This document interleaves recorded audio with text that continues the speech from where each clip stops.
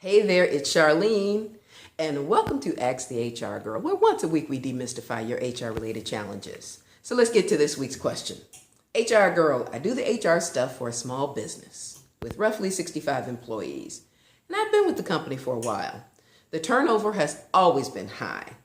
The manner in which the owner communicates and interacts with the employees is unpredictably inappropriate and sometimes very harsh. I didn't believe it myself until I experienced it. As the person who does the HR, I'm not sure what to do in this situation.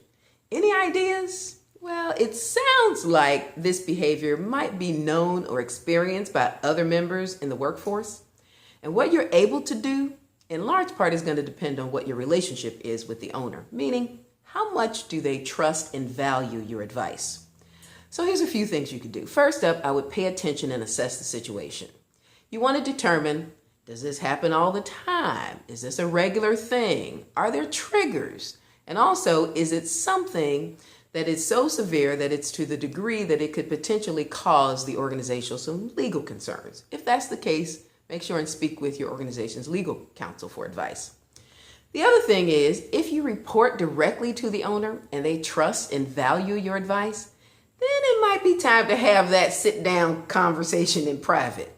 Now, you want to make sure when you do that, or if you do that, that it's done in a non-confrontational and non-judgmental manner.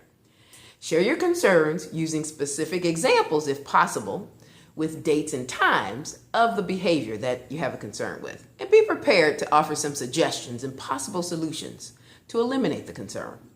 Now, if you're not that person that has that type of relationship with the owner, then you need to seek out the advice of the leadership team member that does have that kind of relationship and ask them the best approach to address the situation.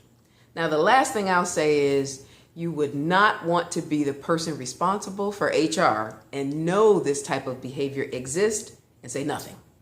However, at the same time, once the conversation occurs, then the ball is pretty much in their court to do something about it or let the chips fall where they may.